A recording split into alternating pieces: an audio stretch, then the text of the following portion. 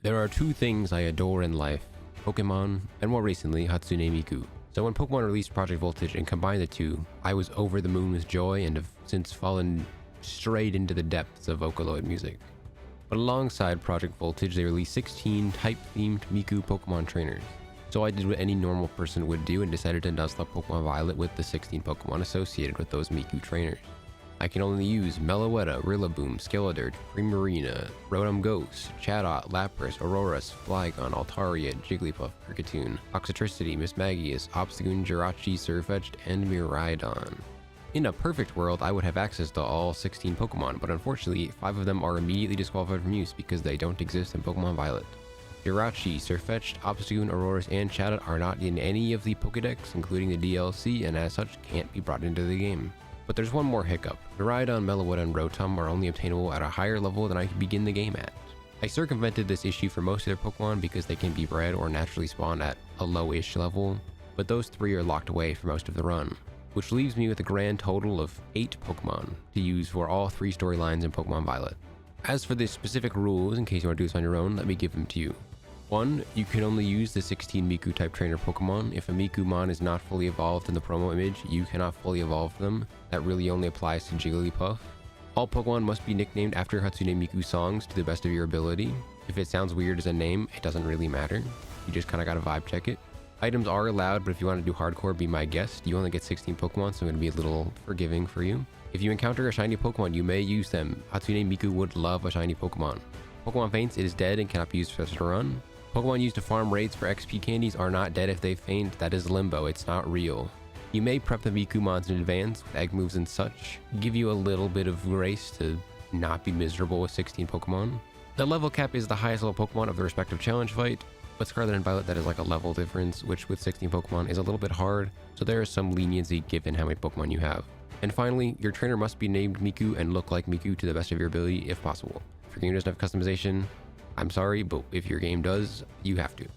That about covers the rules. For me personally, I got every Pokemon legit, whether it be through breeding, catching a wild one in Scarlet, transferring it over to Violet, or transferring the shiny Kricketot from Legends Arceus. Some Pokemon come online later in this run because it's the easiest way for me to get them if they were genderless or a special encounter. Before we begin, if you want to see me try this challenge to other games, be sure to subscribe for that if this run is even possible in other games. I guess you could technically do it in Sword, but you might be hindered by losing half your guys. But without further ado, let us begin Miku's journey into Paldea as she attempts to clear the gym challenge, topple Team Star, and best some Pokemon hopped on performance-enhancing drugs. This video may get a bit battle-heavy, but there are 20 big battles as opposed to the normal 8. Our journey begins after skipping through all the cutscenes since our run doesn't start until we can actually assemble our team. The starting lineup for this run is Echo the Fuecoco, Ultra C the Poplio, Gimme the Grookey, Crystal Snow the Lapras, Again the Swablu, Dune the Trapinch, Neverland the Jigglypuff, Ibikaze the shiny Kricketot, Drop Pop the Toxel, Italians the Rotom, and Monitoring the Mischievous. We get ourselves into better attire and rush off to the first Demona fight, and it's over quickly as Echo makes quick work of Sprigatito, and Dune makes much slower work, but is immune to any move Palm he has, so the battle is ours regardless. With Nemona out of the way, it's time to get Miku into a better fit, and we arrive at this.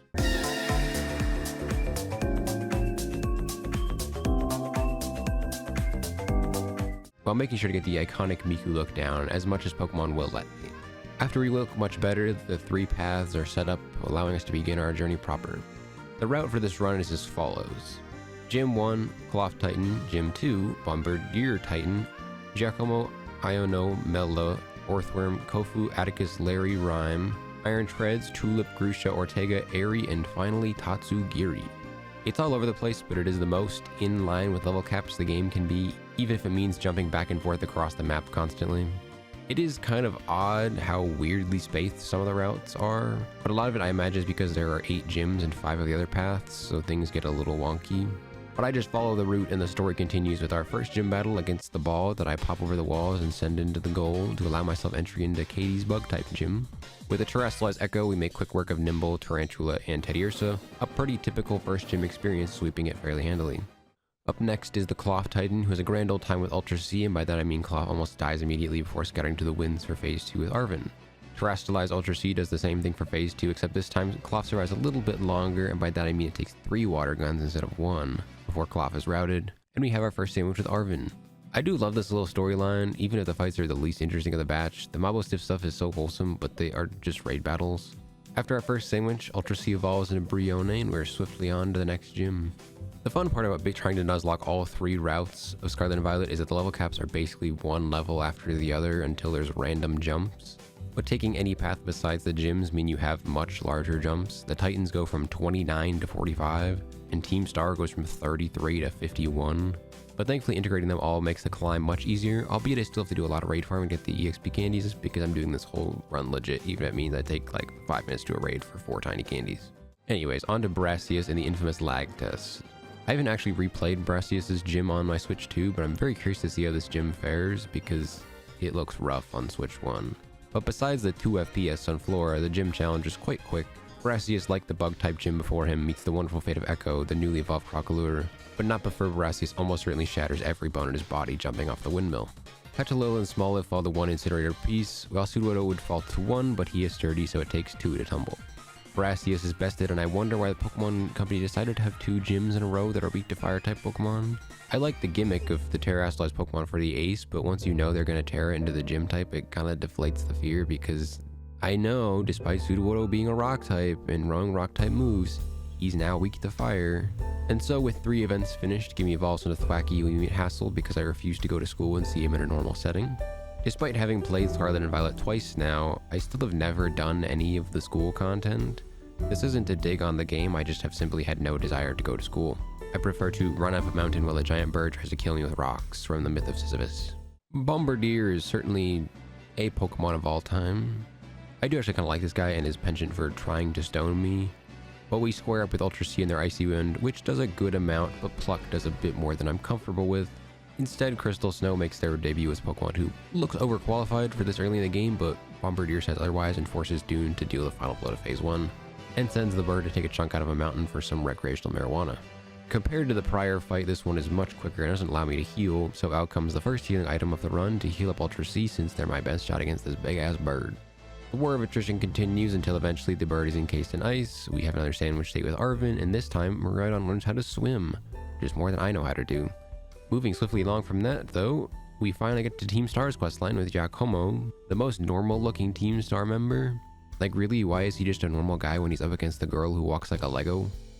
We get introduced to Clive, my coolest classmate, and are off to the fun minigame of mashing the R button for a minute and a half until I kill 30 guys and get the pleasure of battling Giacomo. He leads with the tiny little Pawnard on top of the car who is incinerated in 1 hit before he bursts out the fucking car to attack me. Echo knows disarming voice, so that goes well into the car, except it puts me to sleep briefly before I can make the first move. Luckily for me, I have Ultra C who knows the exact same move and can get 1 hit in before letting Kiwikaze the shiny Cricketop make their battle debut with a fun Fury Cutter. The cycle repeats as Ultra C comes out before I decide to just heal spam and switch out whenever I need my stats dropped. But eventually the car crashes and that's where Giacomo's music career finished.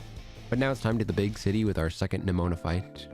Rock Ruff leads against Ultra Z, who makes quick work of the dog. Dune comes out to run it back against Palmy, but this time with a ground type move to speed things along. And lastly, Echo stares Florigato to have a terrestrialized showdown, otherwise known as 2 Incinerates, to finish off Nemona and get us face to face with the infamous Iono.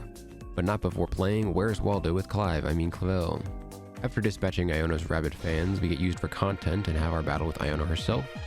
I don't really have a strong answer to her team because she's got 2 ground immunities, but Dune is still a ground type, so you can kind of just hang out while dispatching Watch Roll. Gimme comes out for Belly Bolt and slowly fails the big guy. Luxio comes out next, and Dune makes quick work of them before the ace, Miss Magnius, arrives and is the only really fun and interesting use of the Terrestrial's ace in this game. I love how they make it so Miss Magnius doesn't have a weakness, and I really wish they had more of these distinct uses of Terra types, or at least make it so the ace stands a fighting chance even after exposing itself to weakness it didn't have before. Hex comes out and scares Dune away before Echo returns to snarl Miss Maggies until they're useless, but not before making an incredibly close call. 2 Hexes brings Echo down to 1 HP, but I live and can heal right back up and continue on the journey of slowly neutering Miss Maggies' fighting prowess. Several minutes and many snarls later, Miss Maggies falls and Iono deletes the VOD to keep her winning streak alive. After that fun character, we're off to the walking Lego character Mela and her fire types, another minute and a half wasted mashing the R button before Mela fares much the same. Ultra C learns Surf from a raid TM and gets to show that off with 2 to kill Torkoal, and then it takes a few terrestrialized Surfs because these babies can fit a lot of stats. But after a few of the cars into the bottom of the ocean, and the thing that has become apparent in this run is that there are some types that just get dumpstered because I have 3 or 4 Pokemon that can deal super effective damage, but some types I lack any real way to deal with them, either due to type matchups or just not having a Pokemon of that type available. Anyways, worm time. Fourth Worm is such a silly little guy, making me chase him across the rocky area, but he hasn't met a terrestrialized Echo who will be having a field day playing with the big worm. And by that I mean he instantly sends the worm running to phase 2 and then does the exact same thing again, except it takes 2 hits because of the worm taking an edible. But now it's dog time, where Miraidon learns to jump higher. How much higher? I don't really know, but it is higher, which will surely be useful for when Kofu sends us off to learn how to spend an excessive amount of money.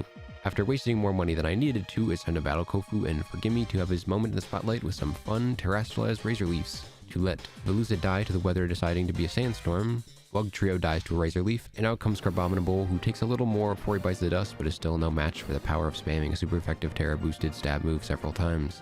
We are not granted this luxury against our next opponent, Atticus, but before we get to the battle, I just want to gush over how much I love Atticus' design. It's such a refreshing take on the poison type ninja adjacent character. It's got that signature poison drip style, but the way it droops over his face is magnificent. And I'm glad Pokemon seems to finally understand that poison type trainers are just kind of the guy where they look like they're oozing. And with the gushing out of the way, the battle arrives, and after yet another minute and a half spamming the R button, I reach Atticus, who is one of the battles I don't have the most clear answer for dealing with. I've got Dune, but most ground type Pokemon in this game have to face Pokemon that can kill them quite quickly. And Dune is also still a Trapinch, so his stats are starting to fall behind as the game progresses. But he's our best shot, so we terrestrialize, and one dig is enough to throw out Skunk Tank, but not before getting hit with Toxic.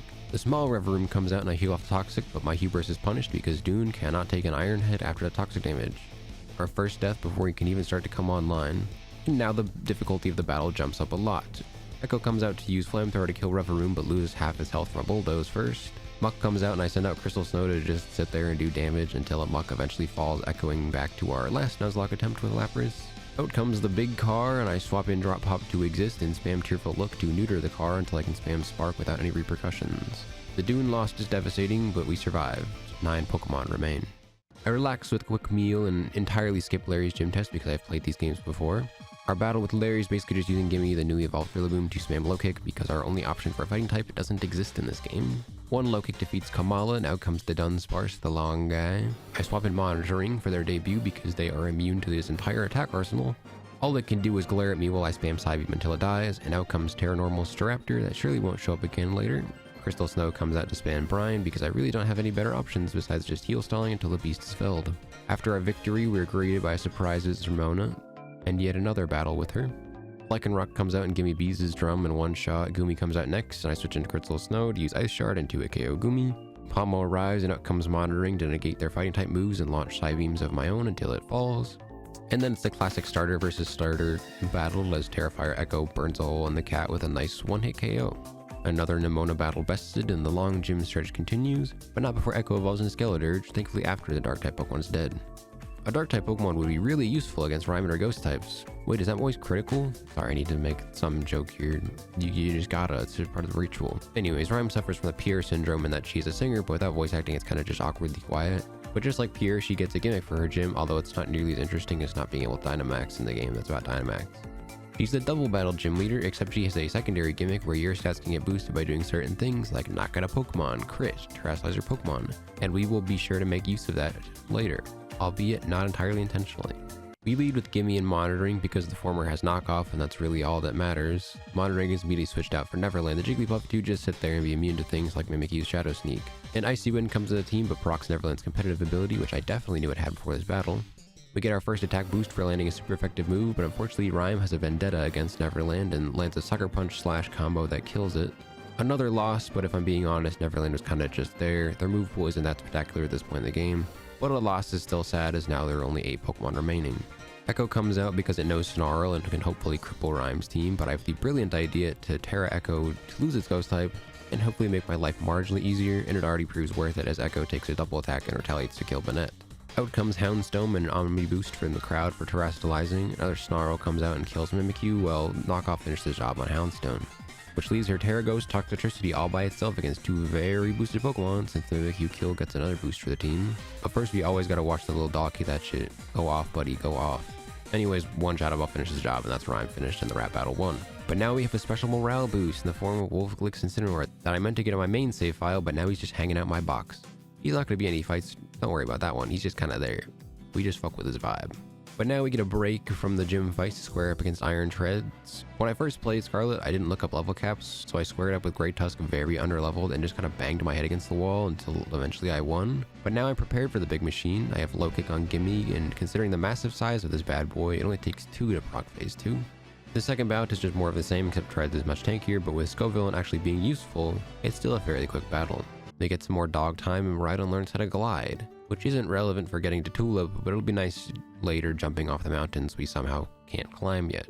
Before Tulip, we have 2 detours. First, another battle with Nemona. Echo squares up against Lycanroc, but Ultra C is quickly switched in, and after a close brush with death from a crit lock slide, eviscerates the Rock Dog. Palmod is up next, so I send out Echo since he's not my best bet, but one of the better ones. My plan is basically just to spam Torch Song until the end, and Palmod is kind enough to give us 2, Slagoo gives us another, and after some healing, a Shadow Ball is more than enough to get the gooey guy off the field. And lastly, the everlasting duel between starters happens again with the Terrasilize Echo staring down the Terrasilize Meowscarada. Except I'm severely boosted and Meowscarada's not. It's another Nemona battle in the books, and now we're off for the easiest rhythm game ever. They could have made this exercise game a little bit harder because it doesn't even register as a challenge before it's over with. It's also just painfully boring, especially with multiple rounds of leisurely pressing a button that they give you ample time to work around. But thankfully it's over and we dance with Tulip and her Psychic type Pokemon. Ritteraff stares down Echo and I opted to Terastallizing and just spamming Torch Song yet again. Unfortunately for me though, the random weather has brought rain, but it still isn't enough of an impact to stop 2 Torch Songs from killing Ritteraff. Gardevoir is up next and does a good bit of damage to Echo, but he laughs in the face as one Shadow Ball finishes off Gardevoir. Espathra is up next and I heal, and after realizing I'm not making any progress, I switch into Monitoring, who nearly avoids death and narrowly avoids killing Espathra. Ultra C is switched in to tank some hits and finish off Espathra with an Aqua Jet, and then we face Terra Psychic Florges. Ultra C is almost killed after Sparkling Aria switches out to Hibikaze to functionally just die because he is vastly outmatched this late into the game. It hurts to lose him, but when you've only got 8 Pokemon left, the options are very limited. I switch into Echo and heal him up and finish the job after a drawn out battle. 7 Pokemon remain and the difficulty of the game is starting to increase as my options for certain teams grow smaller and smaller. Fortunately for me though, Grusha is exempt from that. 4 Terrastallized Torch Songs make quick work of the exceptionally beautiful man. And with that we can put a pin in the Path of Legends and work on finishing off Team Star's 2 remaining members. First on the docket is our designated rich kid Ortega and his fairy type Pokemon. After the same song and dance, our battle begins. He leads with a Azumarill versus Drop Pop, who can hopefully show his stuff here. An Overdrive almost one-shots, but a turn ends up taking over half from one attack.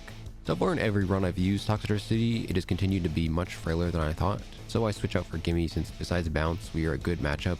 My fear of Gimme being slower is unfounded and Drum Beating finishes off Azumarill. Out next is Wigglytuff, who I just continue to beat my drum in front of, and their 3 are enough to kill after the harsh attack drop. Dachshund comes out and I swap Gimme for Crystal Snow to reset Gimme and his neutered attack stat. After a flashy play rough, we heal Drop Pop for the final battle and then Crystal Snow just for security. We Ice Beam twice and the dog is left out in the cold, and finally the fairy car comes out alongside Misty Terrain. I swap Crystal Snow out for Echo and the car spins its own terrain away for whatever reason, and then launches a magical torque which does much of nothing to Echo, who gets to use the old reliable Torch Song to finish the job, and Ortega as well. 1 Team Star member remains, and it's by far their quirkiest member. Eerie is our final step on Starfall Street with a 5-level jump from Ortega, despite being sequential from each other. Thankfully on paper we have quite a few Pokemon that can help against Eerie. Again, can finally see some combat again, alongside Ultra C, who really could have a field day with his team if Toxicroak didn't exist. We do one last Mashing Aura session before our big brawl against Eerie. I always have to give Pokemon credit because, man, they are so good at designing characters. Eerie's whole look is so awesome, alongside basically all of Team Star besides Giacomo, whose fit isn't bad, but is just too normal.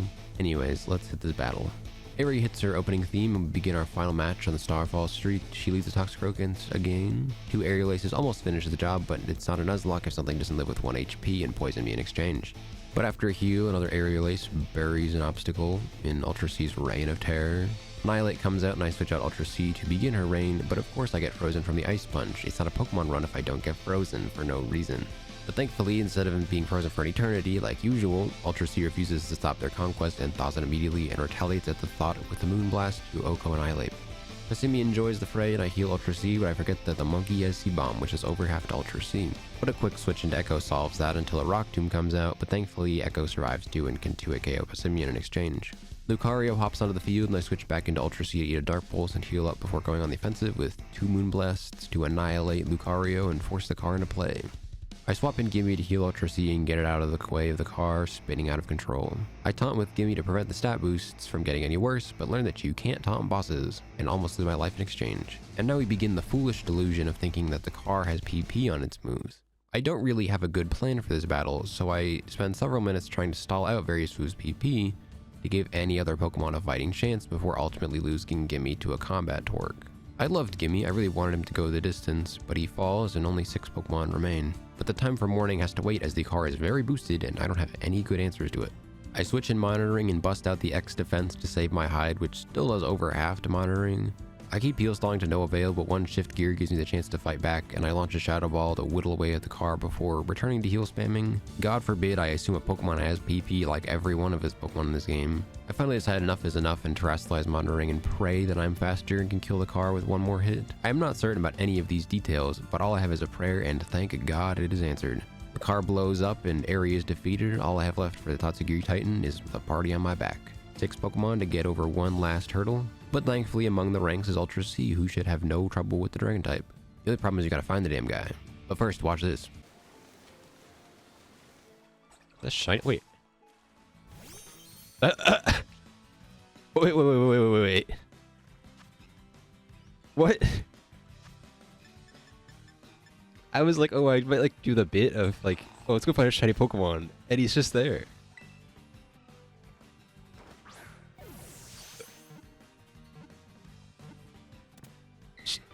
Sure. That's the shiny lock, everybody. That's the shiny claws. Guess who's back to 7 party members? This guy, me. Meet Bob, the shiny Veluza. An entirely legitimate team member because I left the shiny claws active for this exact situation. Although for context, I was going to run a much more elaborate bit of shiny hunting an extra team member, but the universe decided to be even funnier and just have me find one naturally.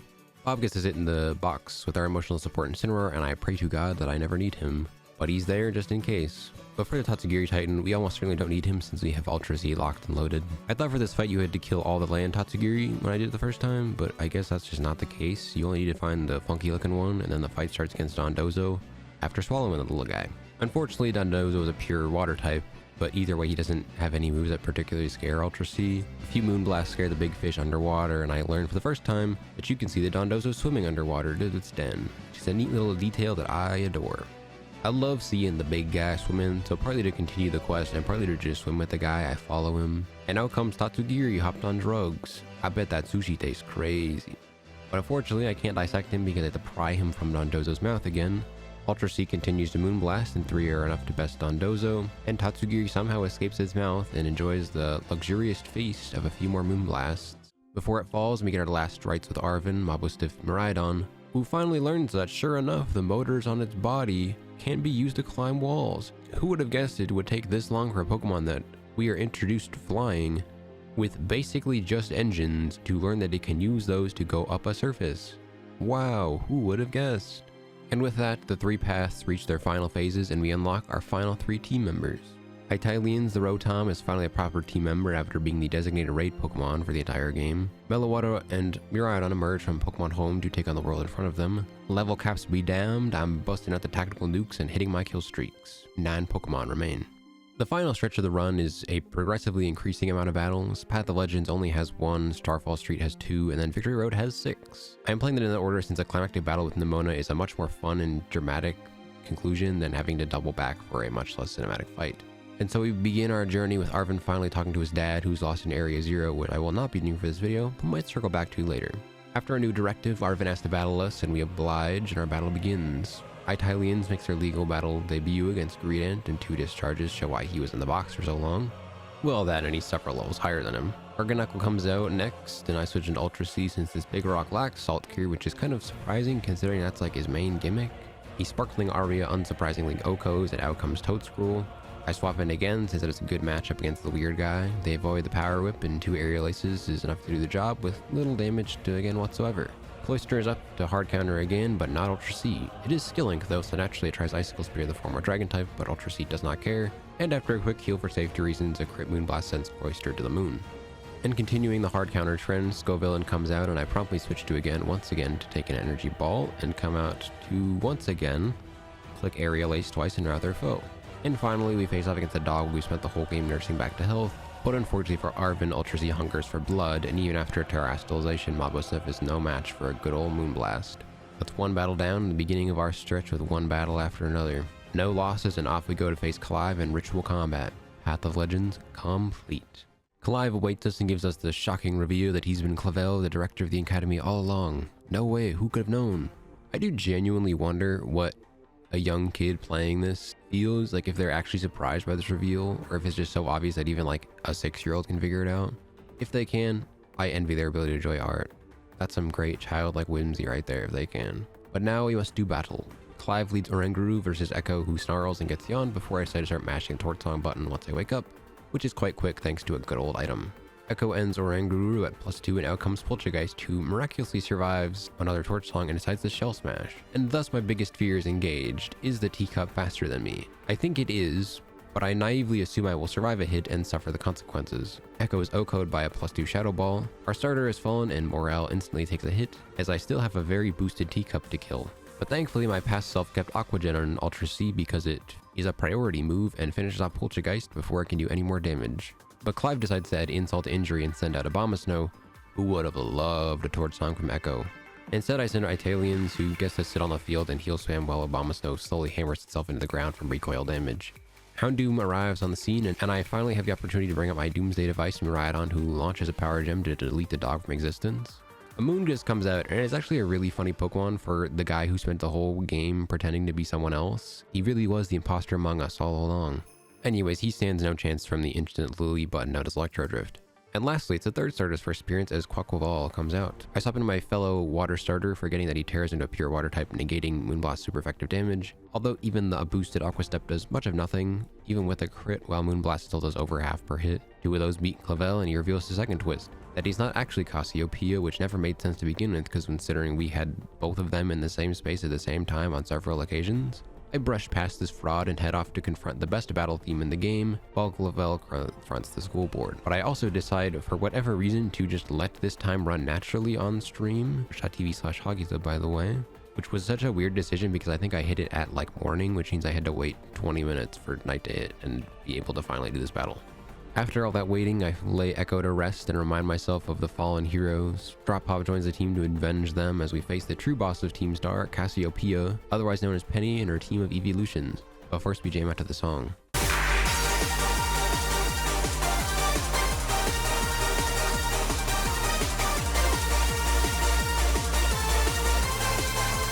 She leads Umbreon versus Ultra C, who surprisingly needs 2 Moonblasts to kill it. Jolteon is up next to counter my team because I have no resistances to Electric types, now that Dune's been dead for a long time. But I do have Italians, who can kinda just sit there and slowly kill it. I knew this would be trouble though, considering we lost our only good Pokemon against it so long ago. We slowly chip away with Hex and healing when things get dicey, but after 3 Hexes we finish the job and continue onwards. The biggest threat is out of the way through a prolonged battle as per usual. Flareon comes out next and is not ready for the smoke from Ultra C, who decimates the cute little guy even after being burned from Flare Blitz, because of course I did. We love hitting those 10% chances. My unluckiness will really just never cease. Leafeon takes the stage, which gives again the perfect opportunity to Aerial Ace a few times, which I'm realizing at this point is probably the only move again has ever used, despite having 3 more. But it gets the job done, so really who am I to complain? Vaporeon's up next, who hates to see Italians come out with the type advantage this time. Discharge OHKO, and we are down to the Avid Trans Riot supporter Sylveon. I swap in Drop Pop to give him some action, and because he kind of looks like he'd either be like a little transphobic or like the chillest man alive better all, but that's really besides the point. He's kind of just a vibe check.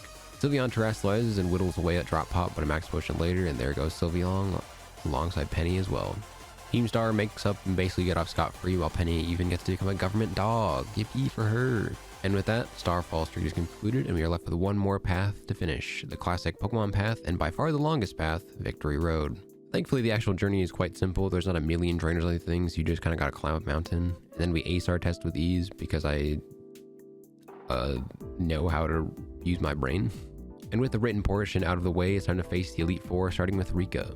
I once again need to shout out MTK Pasta on Twitter for single-handedly making me love Rika even more than I thought I already did, but if you are under 18, do not go on that account. Do not do that, that's a bad idea.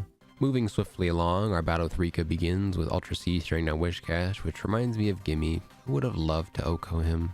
Instead, 2 sparkling Arias are needed to kill him. Donphan comes out next and eats a yummy sparkling Aria to proc 30 and force Ultra C to eat a crit poison jab to bring it to low health. But once again, Aqua Jet proves its worth and kills Donphan. Thug Trio comes out next, then I heal and continue the sparkling Aria assault, except these 3 guys have Sandveil and avoid one of them. But death comes all the same once I land the next one. Camerupt arrives and I try to plan ahead for the inevitable water absorb Clodsire by switching into Italian since he is levitate, but the big guy wises up and yawns me. I heal Ultra C a bit and fall asleep. Fire Blast proves we are not that guy, and ultimately just end up back where we started with Ultra C Echoing with Sparkling Aria. Clodsire takes the stage and we have a terrestrialization standoff since I prefer to lose my poison weakness for this fight. But because I'm a fool, I click Sparkling Aria and get hit by Toxic in exchange. But I have plenty of full restores in stock and opt for just spamming Moonblast, which only takes 2 hits because of a crit. There goes Rika. And now we have the literal child as the second member, which is one of those things that I'm kind of glad is not explained why Poppy's an Elite 4 member, but I am also genuinely curious how she got here. Is it nepotism? Did she just come out of the womb stronger than most trainers in Paldea? Somebody's got to do the hard-hitting journalism to find the answer, but we still have to battle her either way. Our battle begins with Meloetta versus Caparaja, and I make a very silly mistake, which is thinking that Relic Song is at any point a fighting type move. It still does a decent bit because it crits, but against the unit of Caparaja, I take way too much damage from Heavy Slam. Thankfully, though, Relic Song can put an enemy to sleep, which gives Meloetta ample time to use his mythical stats to Psychic it to death. Corviknight comes out and I switch into Miraidon because I would like to use my Doomsday weapon and delete Corviknight. Bronzong is up next, and I switch to Italians to use Thunder Wave and then use my boosted text to Oko. Magnezone is up again, and I switch into Drop Pup because I made the smart decision of giving him Fire Punch, just for insurance. Most other Pokemon in this team have means to counter their weaknesses, but not Magnezone, whose best option is Tri-Attack. So 3 Fire Punches later, and down he goes. And last but not least is Terrasteel Tinkaton, who is a very scary Pokemon for my team. I swap into Italians to slow it down and hopefully just stall it out, but Tinkaton promptly launches the scary move of Gigaton Hammer, and somehow it does less than I thought it would. But in exchange, I miss Thunder Wave and have to wait until I heal to try again. But thankfully, the second time's the charm, and I even get a full paralysis and an avoided play rough to reset me to neutral.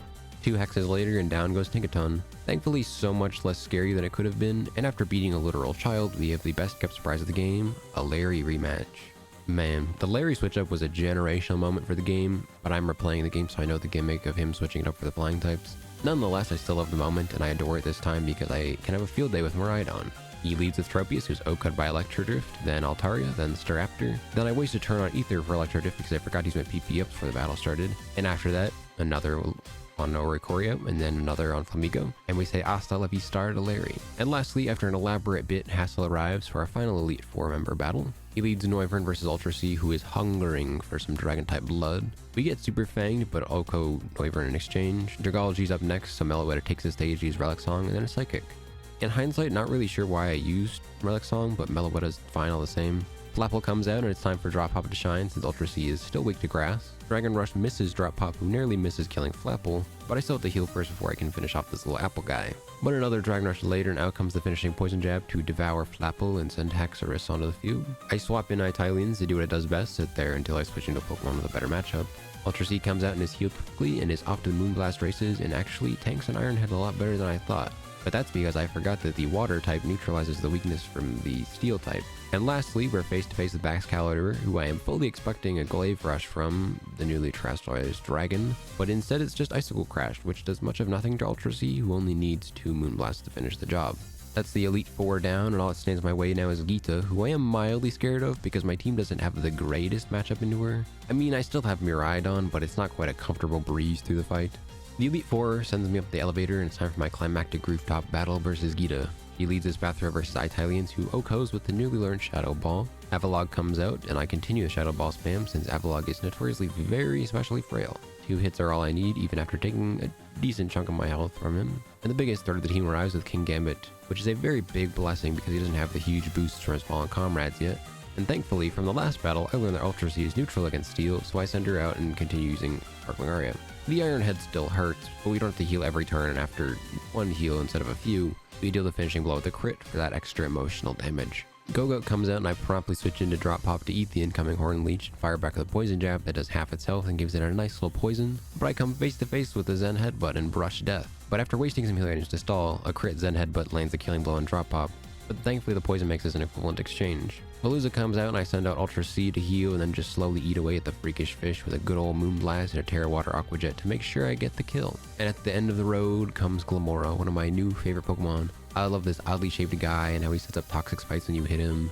And unfortunately for him, even with his Terrestrialization, a Sparkling Aria still OHKOs and brings the curtains down to Elite Four and leaves us with one final battle. Honestly, I expected to fail this challenge, and there were some close encounters, but it turns out adding healing items makes things a lot more bearable. I would love to try this challenge in a game where I can actually use all 16 Pokemon, or maybe I'll just have to make my own one day. But for now, it's time to heal and head off to the Plaza Center to have our last dance with Nemona. One last cutscene as we stare down Nemona and the battle begins. Now look over there, it's Hatsune Miku.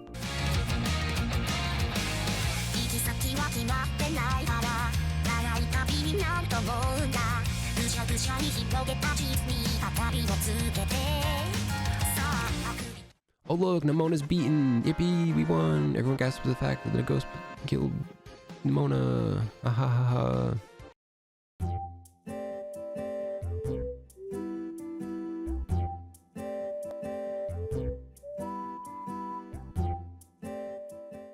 Anyways, here's his lecture properly. Nemona leads with Lycanroc versus Ultra C, a time-tested battle that I handily win with a single Sparkling Aria, even with Stealth Rocks up. Palmot comes out next, and I swap into Italians to burn the Double Shock, and deal with the new Leaf Pure Fighting type. Thankfully, one heal later, and I try to discharge, only to realize this is a Volt Absorb Palmot, but thankfully Meloetta is still there to tank an Ice Punch and barely survive close combat, in order to OHKO with Psychic. We got dangerously close to losing the star Pokemon of the run, but with the Dunsparce out we heal and continue using Psychic to 2-hit KO the big sentimented worm guy. We continue our worm streak with Orthworm up next, who uses Iron Tail and gets Italians to very low health before healing again and using Shadow Ball to killing blow. Udra is up next, and that means it's time to heal and then go into an entirely different Pokemon. Ultra C is sent out to eat a Dragon Pulse, and once again just click the Moonblast button. The Sludge Bomb first hurts, but it's not enough to kill. Moonblast doesn't kill either though, so the battle stalls until next turn where I can finish the job after losing most of the healing I already did. And we reach Masquerada, but unfortunately we can't have one last bout of starter versus starter. I feel the weight of Echo's loss as I'm forced to switch into Drop Pop, who I'm realizing is definitely dead and I just forgot because I was the heat of the moment. But he kills it. My bad. Anyways, here's the Doomsday device with a fun calc where it also kills. And that's the first ever Miku lock. I want to do more fun runs like this, or maybe finally try a hardcore Nuzlocke of it all. It's a fun change of pace for games I've played several times already, and the added challenge of only having so many Pokemon makes it much more fun. It'd definitely be more fun in a ROM hack where you can actually get all 16, but I still had fun even while missing a decent amount of Pokemon. What game will I try it on next? Who knows, but for those stuck around this long, I'm gonna shoot an idea in the atmosphere knowing full well it'll probably never happen. Kinda wanna make a Vocaloid song in the style of Project Voltage, so it really got me into Vocaloid and it also just sounds like a really fun project. I initially thought I'd make one for this video, but I have no experience in music production, so that was very quickly scrapped because I am not good enough to do that. But who knows, maybe one day I'll become a Vocaloid producer. For now, we can draw the curtains to close on the first ever Miku lock and venture forth towards new horizons.